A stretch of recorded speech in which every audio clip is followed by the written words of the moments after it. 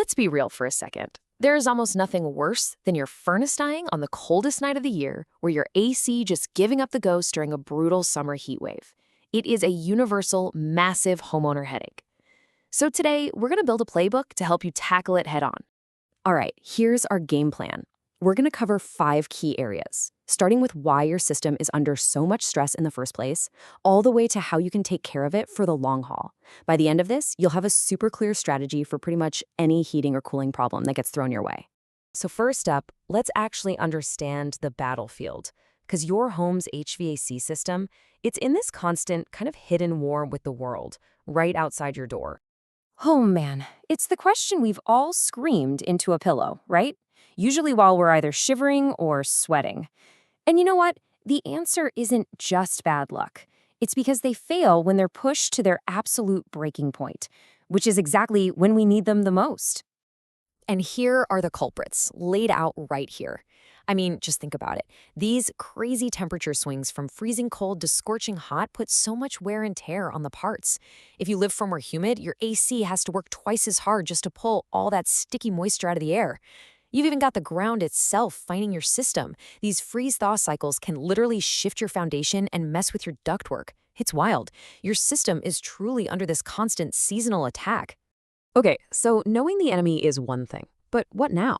Well, the next step is learning how to read the distress signals, the SOS your system sends out before it's a complete catastrophe. And these are the classics. You've probably experienced some of them. Maybe your energy bill just suddenly skyrockets, or you start hearing some new clanking or hissing sounds. Or hey, how about this one? One room is an absolute icebox while the one next to it is a sauna. These aren't just little quirks your house has. No. This is your system literally screaming for help. And this is where we connect the dots from the symptom to the actual cause. Those sky-high bills could be leaking ductwork, which is just crazy. It can waste up to 30% of the air you're paying to heat or cool. That weird musty smell, that could be a sign of a cracked heat exchanger, which is a serious carbon monoxide risk. So the big takeaway here is that listening to these little symptoms helps you uncover the real and sometimes really dangerous problems hiding underneath. All right, so this is the big one. The moment every homeowner eventually faces. The system is getting old, the repair quote is painful, and you have to make a huge decision. So let's try to make it simple. The basic logic is actually pretty straightforward. If your system is still fairly new and the fix is something minor, yeah, a repair totally makes sense. But if that system is over 15 years old or the repair bill is getting just massive, replacement is often the much smarter financial move for the long haul. But how do you take the emotion out of a decision this big? Well, there's actually a fantastic rule of thumb that a lot of pros use. It's called the $5,000 rule, and it's a simple little formula that gives you a clear, data-driven answer. And the formula itself, it's so much simpler than you might think. You just take 2 numbers, how old your system is in years, and what the repair is going to cost you in dollars. You just multiply those 2 together. That's it. And if the number you get is bigger than 5,000, the rule says it's probably time to replace the whole thing. Just think of 5,000 as the tipping point, right? It's that moment where you're very likely just throwing good money after bad on a machine that's on its last legs anyway.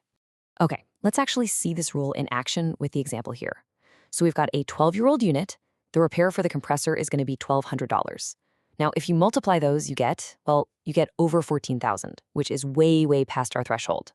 Now, you might see some folks calculate this a bit differently, maybe by adding the numbers instead. In that case, you'd get a figure like the $6,200 you see here. But honestly, the exact math isn't what's important. The bottom line is identical. Either way, you are blowing past that $5,000 mark, and that's the signal. It's a clear sign telling you this repair is probably a bad investment. So, you've made the decision. It's time to call in the pros. But knowing what a good professional service call actually looks and feels like is absolutely key to not getting taken for a ride. Any pro who's worth their salt is going to follow these 3 basic steps. First, they diagnose the root cause. They don't just treat the symptom.